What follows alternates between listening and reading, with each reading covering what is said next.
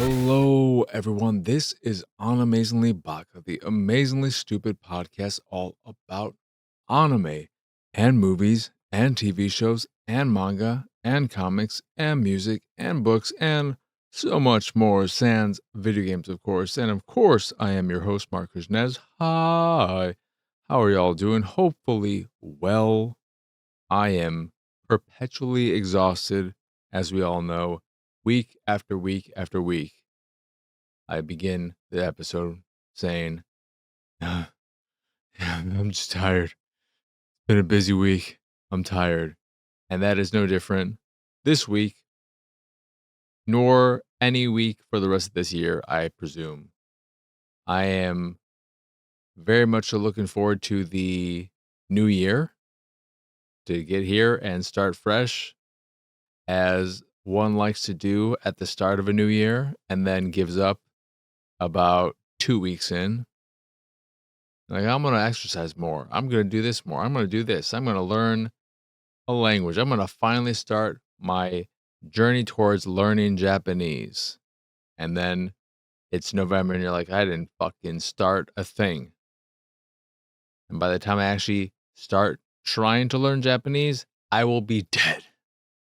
I will be so old that who cares? I'm going to be dead. And if there is anything after this existence, I'll probably just be able to know Japanese without trying. That would be the ideal. Imagine if there is a heaven, and if you want to learn a new language, you still have to go through the process of learning it. Wouldn't that suck? Wouldn't it suck if heaven exists and it's just this world? and then that's it? No caveats? If heaven exists and I can't just learn a language by snapping my fingers, if I can't just eat whatever I want without the negative side effect of calories and various nutritional info like too much sodium, too much sugar, too much blah, blah, blah. If I can still get cavities, if there are dentists in heaven, send me to hell, because you're basically just making me feel like things aren't bad, but they're still bad. I would rather exist in the world, the realm that is all bad and there's no trying to hide it. Just give me the genuine bullshit. Don't cover it up with your nonsense. I never really thought about the possibility that if something exists, which I'm not saying something does or doesn't, I am a non-believer. I don't know what you would call me. I think, though, I've been disputed this the last time I ever talked about it, probably over a decade ago. I'm not sure. I was always under the impression that agnosticism was not believing without proof. So if you're an agnostic, then you don't believe unless you have proof. And if you're an atheist, you just straight up don't believe. Even if you got proof, you're like, whatever, I don't believe. I think it's more nuanced than that. But I am of the mindset that I don't really know. How can we know? And if I did know, it wouldn't change anything. It wouldn't matter to me. Knowing is not important to me. And I think also knowing removes a lot of what the basis of religion is all about, which is faith. Faith is the belief in something blindly. You break it down, and you can't do that if you know. So if you know, can't really have faith. And to me, the idea of faith is something I think is very special for those who can have it.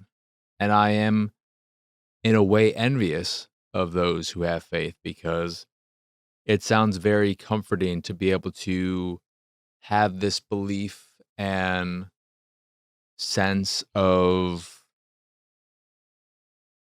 in a way, I don't know how people who have faith feel, but this sense that you're never alone, because even if you are alone in this physical, tangible world, there's a God, whoever your God is, that's always with you. That sounds like a really nice, comforting feel. I just feel fucking completely void when I feel alone. Just like I'm just straight up alone. So I'm not someone who isn't religious, doesn't believe in all that stuff, and thinks people who do are dumb, dumb idiots. No, I think they're lucky to have what they have. I just don't. I don't believe the same things. I do believe, though, that there are aspects, obviously. I grew up Roman Catholic.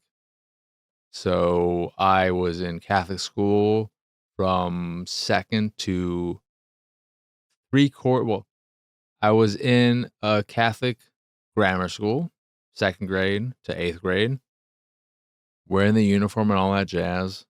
So I wasn't used to casual wear until the last quarter of my freshman year, because my first 3 quarters before we moved to a new town, much smaller town, because I'm born and raised in Chicago. It's where I live today.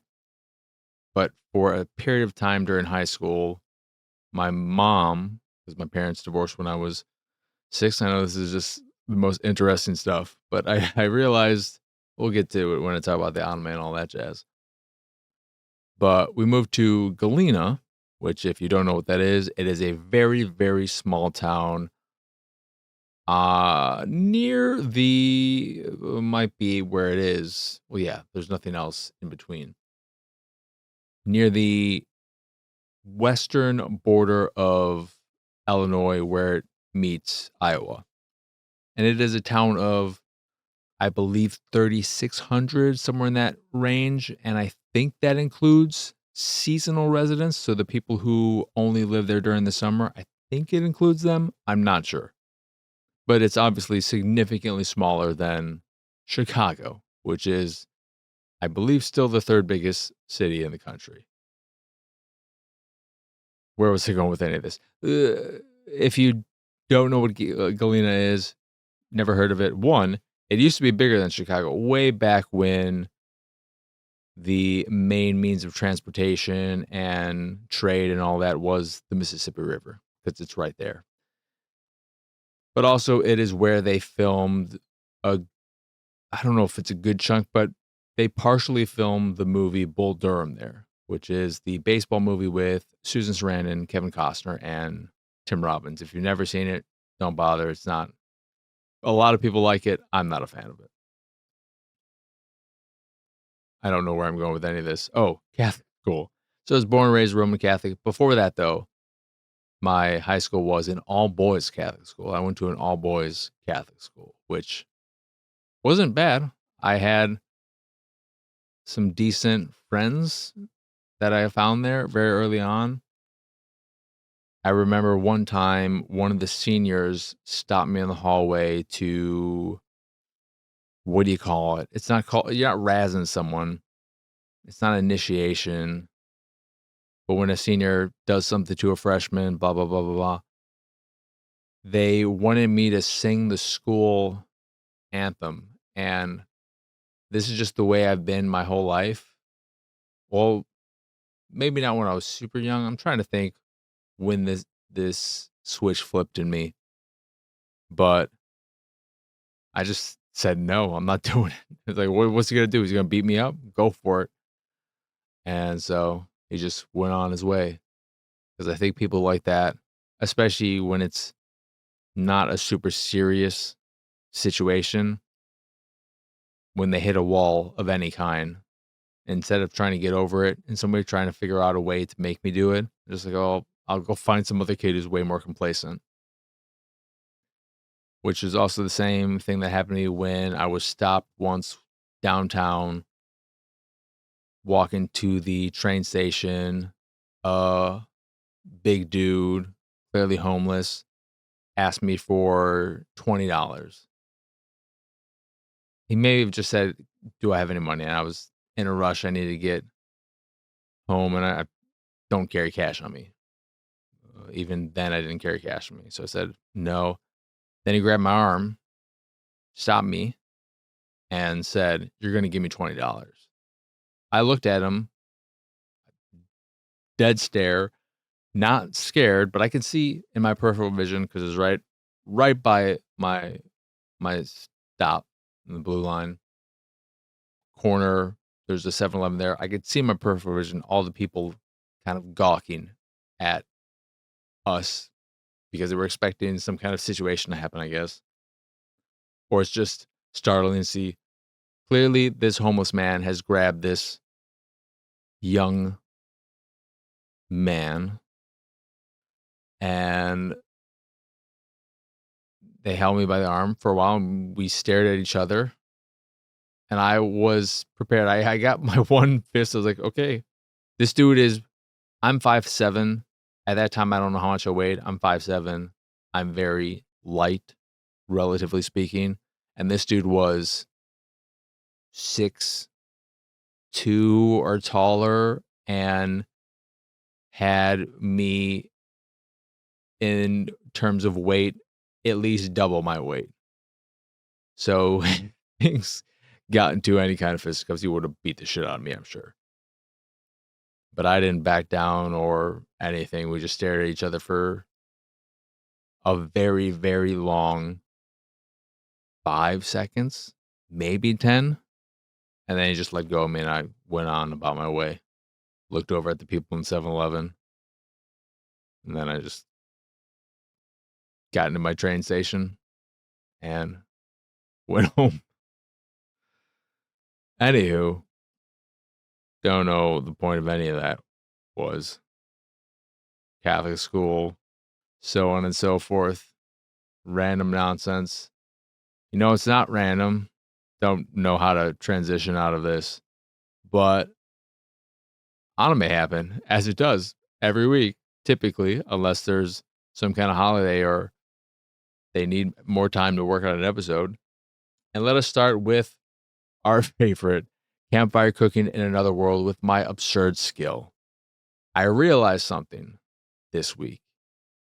It's not that the season might be a little bit lesser than last season.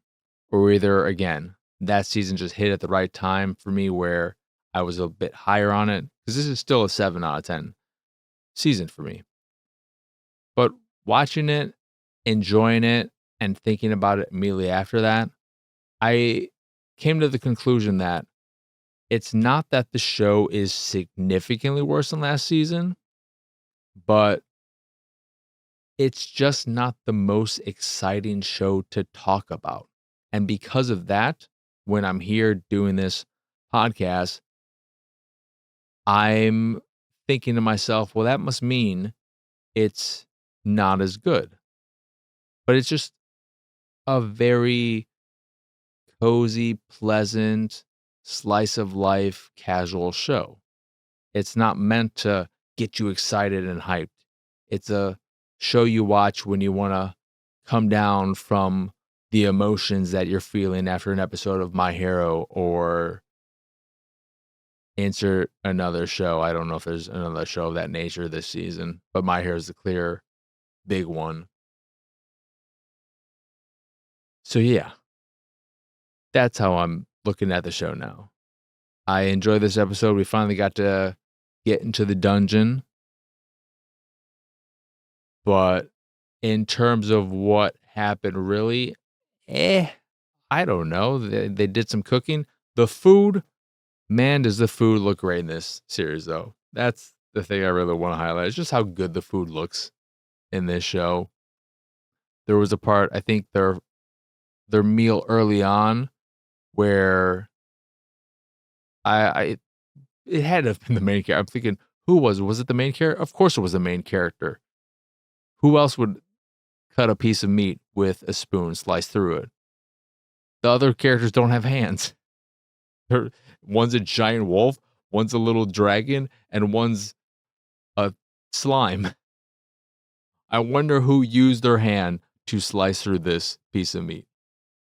But just the ease of which the spoon cut through that piece of meat and how good it looked, from a visual standpoint, just the art of it alone, it looked delicious. And then when he had a piece of bread and dipped it into the gravy, I'm like, oh my God, I'm so hungry right now. This is some of the best looking food I've seen in a while.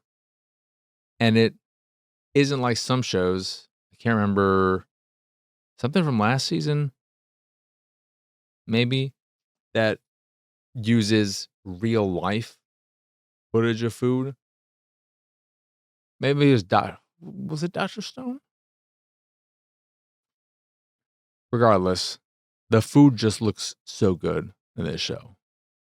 And that's to be expected. That's something you would want out of a show that is predominantly about cooking. It's just cooking in a fantasy world. I do think it's funny when, and I believe he commented on it this episode, the main character said, "Oh, this is kind of like a video game." I'm just like, where have you been? Are you just realizing that now? So much of this is just like a video game. This is just a fucking isekai that just happens to be about cooking. Do you never play a video game, dude? I can't remember how this episode, or not this episode, how the show started. I can't remember if he was just here to begin with. He's probably commented on it before, and he's just making note of it again. I'm just like, what are you talking about, dude? It's been this way forever. Come on now. But it was a nice episode. Good episode. There were some fun moments where they're going around through the dungeon and what is it? It's not Phil. Fur. Phil just can't be the name. That's too ridiculous. Fell? I think it's Fell. Let me check. Yeah. I knew it was something like that. And it was F something L. And Phil was not right. It's not fall. It's not full. Not full. Fell. Fell was just going through the dungeon very nonchalantly. It's just like, whatever. I'm so over leveled for this. It doesn't matter. I don't need to worry about traps. I don't need to worry about all this. I have natural defenses and all this crap. It doesn't matter. I can set off traps. I have this barrier up, so you don't have to worry either. And then you realize that the main character, because he has all these micro blessings on him, that while they're all limited in power on their own, because he has multiple, they've combined in a way that has turned them all into full blessings. So his defensive abilities are very strong. He is seemingly, I'm assuming, because they were worried about toxins coming out of this one chest, because he found multiple chests along the way and he wanted to interact with them. One was going to expel poison gas if he opened it. But he learned that he is immune to all poisons, maybe, and other crap as well. So he opened it, and there's nothing inside it, just a big puff of poisonous gas. Then there was a mimic they came across, very, very large mimic. And I'm realizing now, I'm assuming they opened it. I don't remember what the frick happened there. But there's some fun stuff of him freaking out over this and that. He's very good at freaking out. And then it ends with them, of course, having some grub before continuing on. They've reached this open area that looks like it's all right, but you never know. Looks can be deceiving. That is, though, Campfire Cooking in Another World with my absurd skill. A very good show if you just want a casual, pleasant ride. And especially if you like cooking shows and like seeing food illustrated very, very well. If you want to be hungry, it's a good show for that.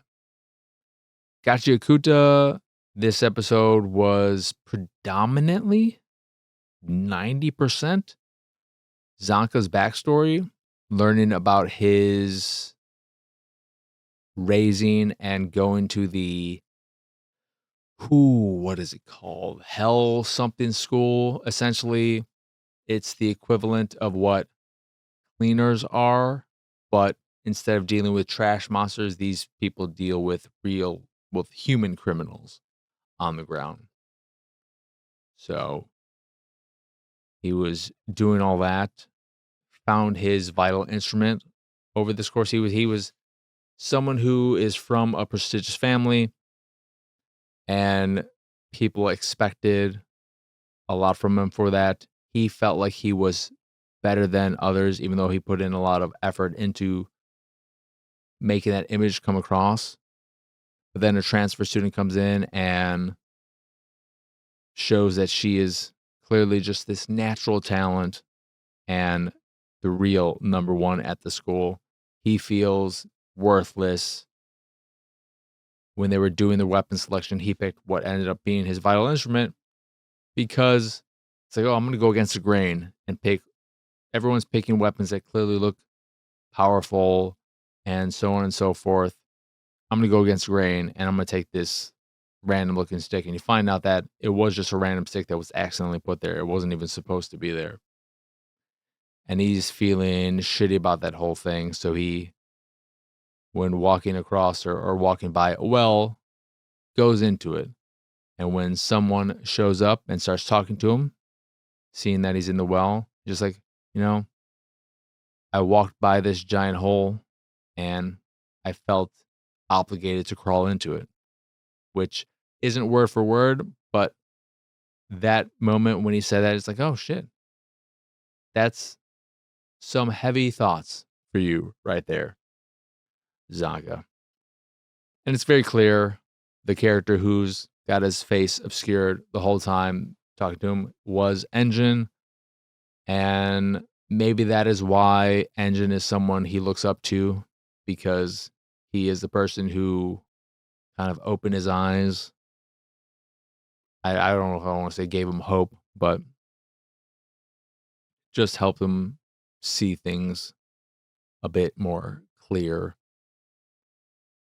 And then when the whole backstory part of the episode wraps up, and it seems like Zonk has snapped out of his stunned state to re-engage the fight with Jabber. I learned his name. He's no longer Edward Scissorhands. He's Jabber. They do a nice fake out where you think Zaka is all better now and we're about to fight, but in actuality, he is hallucinating. He's under the poison, the one poison from Jabber's Scissorhands. He's still, they're still Scissorhands. I still want to call him Scissorhands, but I know his name. I like that. And I still thought with the 5-6 minutes that were left in the episode that he was eventually going to snap out of it, probably, but they didn't. The episode ended with him being dragged into a dark tunnel by Jabber. And what's going to happen next episode? Who knows? They might not even touch upon this part of the story and go to some of the other characters. Because we also had, I don't even remember the name of her character, but the one who's in the onesie, the dragon onesie. I did spoil, not so much spoil, I guess to an extent spoil myself. It was like, who is this character? So I looked them up and that's their vital instrument. And we haven't seen her use it yet, but it basically allows her to turn into like kaiju, which should be cool when she unleashes that ability. But she came across this thing that is in this facility, seemingly, that it looks like a giant heart that is powering where they're at. I don't know. We'll find out next week, hopefully. But it has a handful of bladed weapons in it with severed hands attached to them. Pretty disturbing ass shit. And she's not having a lot of it. So we'll find out about that next episode. But a solid episode. A very solid episode. Nice learning more about Zonka. And a reminder that, because with the transfer student, also you have Reaper probably all the female characters are this way, and then the I don't know if any of the dudes, I don't know if Rudo has them, but my god, this show has some very, very pretty eyelashes. There's just some very pretty eyelashes on some of these characters. The characters just all look great.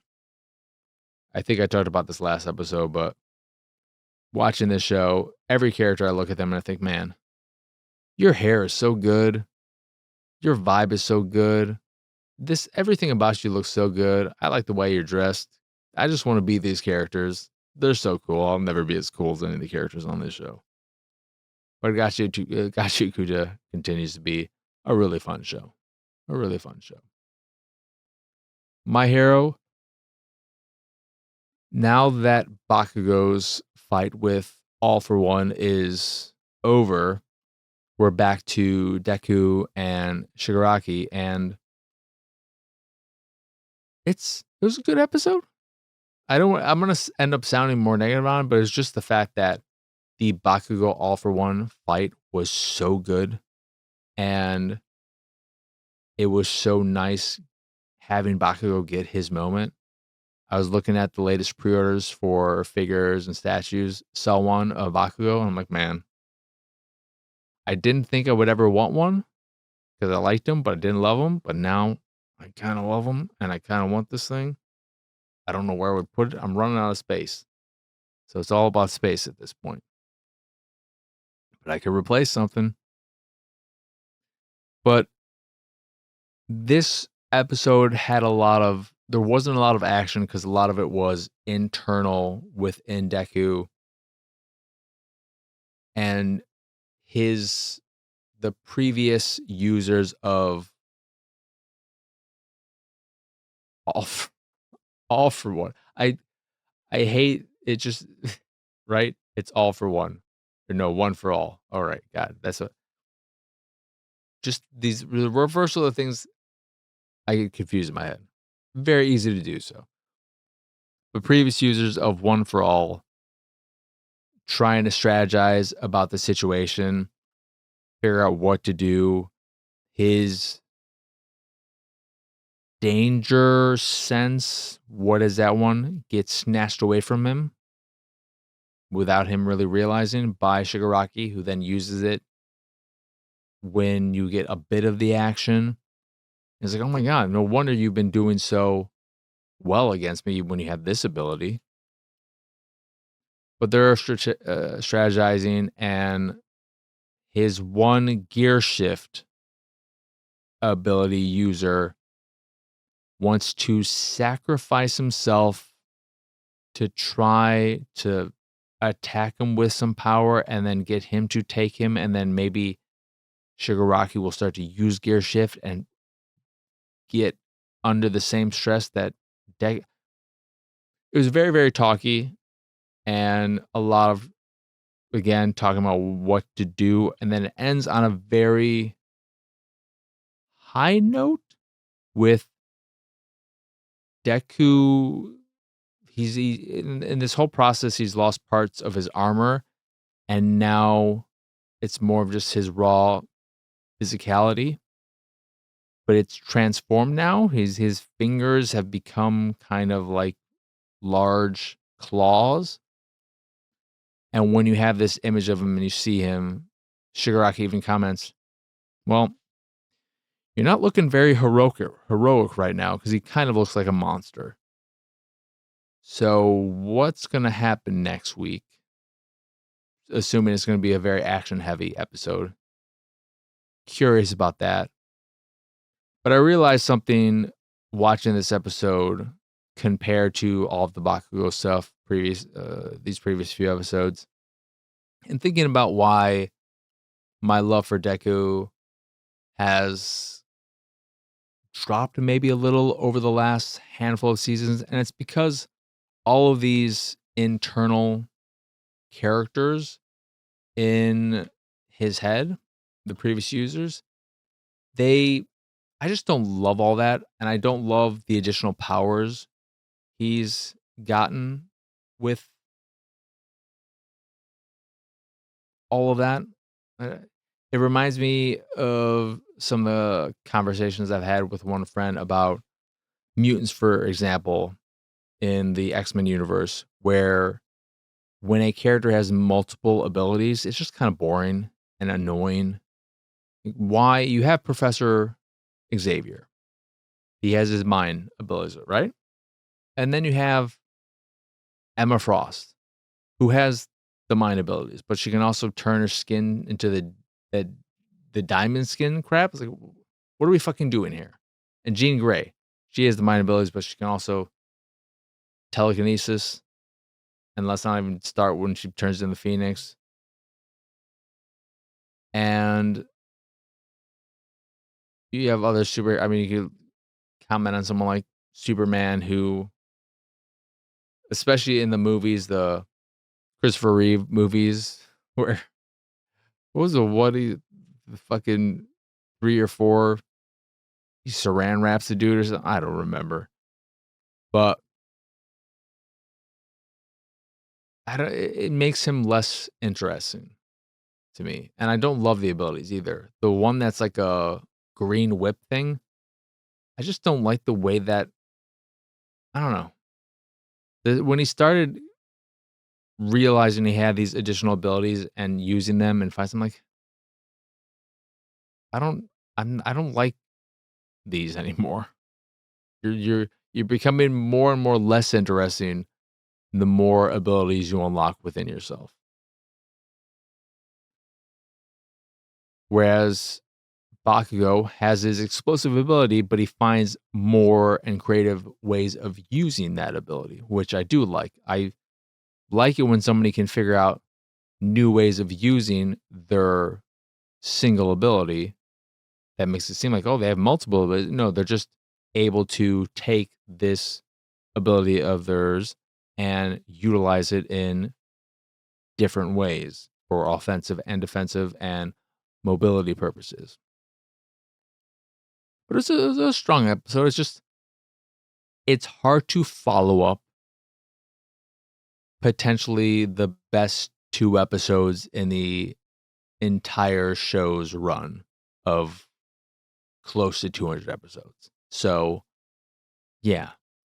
Is it going to feel like a bit of a come down? Sure. But it's still great. It's just not the best. So, that is where we're at with My Hero.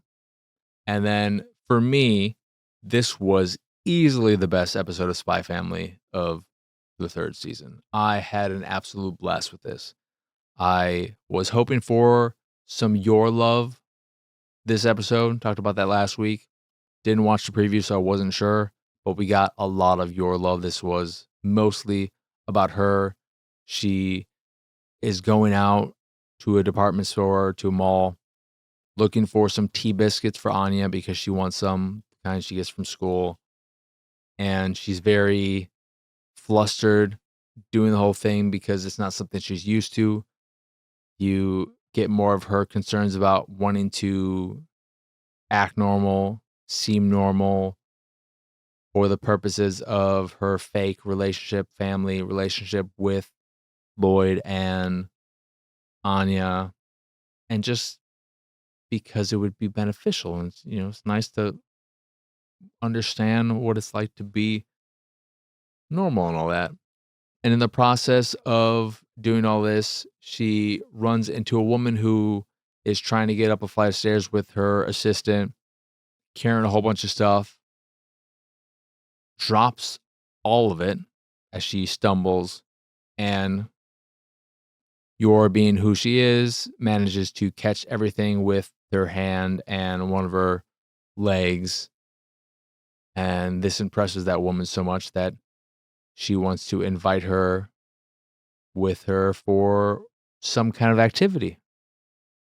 And Yor's like, no, no, no, I need to get these treats for, I don't know if she specifies for her daughter there, because when they're having their little talk after the thing, that's when she mentions being married and having a stepdaughter. I'm like, oh, no wonder you're worried and flushed all the time. You're dealing with that. That's not an easy situation where you're not the actual biological mother and you're trying to be a mom to someone who is not your biological kid, and maybe they don't know the whole situation. She may have, for all they know, her stepdaughter knows her biological mother and is still a part of her life and so on and so forth. So she's kind of just this additional person.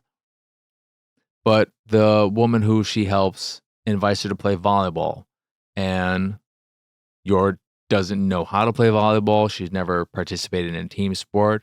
So she's not great at it at the start. And then they just skip past it and they end up losing, but they all had a really good time. And you end up finding out during their little tea party afterwards that this woman is actually Damien's mother. So through happenstance, there's now another possible in to that family if Anya's path, which is plan B, that doesn't work. So now we have plan C, you're getting all buddy-buddy with the mother. And this, because Anya can read minds, gets her really concerned, gets her motivated to study like so much is doing this season. And Lloyd is just like, man, she seems very motivated as of late. I don't know what's gotten into her. But Anya's feeling like, well, if plan C ends up working out, well, Lloyd's just going to throw me in the garbage. I'm going to be worthless now.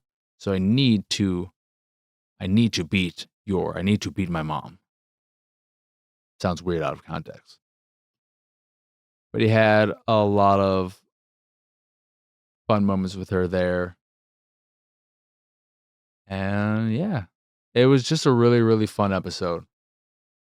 Yor got to shine a lot. And he saw just having her think about the whole thing and wanting to seem normal. It continued what I've talked about almost every time I talk about the show.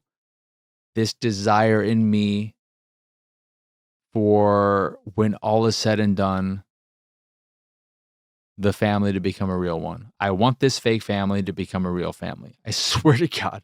I'm someone who is very against just happy endings all the time. But if this show doesn't get a happy ending, I'm going to be pissed. I need this show to have a happy ending. A happy ending to me equals the Forger family being a real family. You cannot not have that. I say so. Really, really good episode, though. Really enjoyed it. It was the episode for me this season that reminded me of why I love Spy Family so much in the first place. This was a 10 episode for me. So hopefully it continues on. I don't need just your.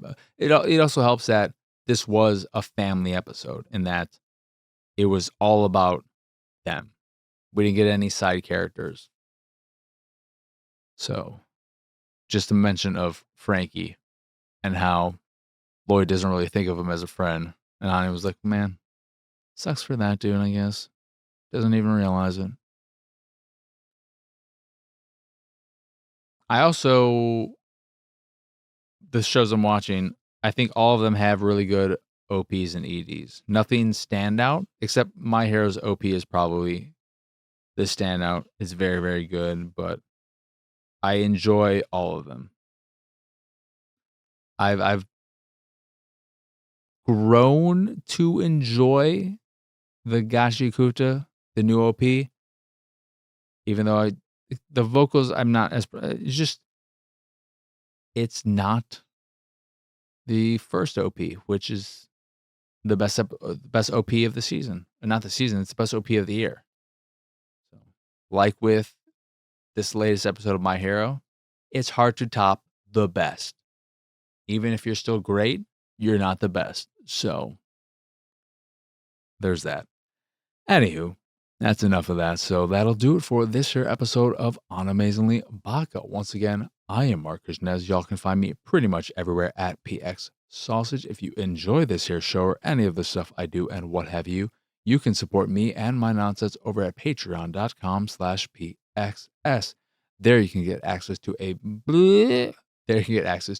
the sausage dump where I talk about this, that, and whatever, as well as a private Discord channel and some fancy Discord roles depending on your tier, of course. Or you could just support me to support me if that is your fancy.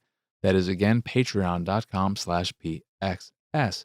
In addition to the Patreon, you can find links to the site, the YouTube, the Discord, and so much more over at pxsausage.com. That is the letter P, the letter X, sausage.com. But that is it. That is all. As always, thank you for watching or listening. I hope you enjoy this here episode, and I hope you have a wonderful, wonderful rest of your day. But for now, adios, arrivederci. Bye, bye.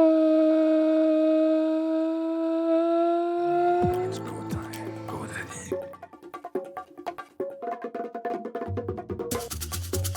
It's go time.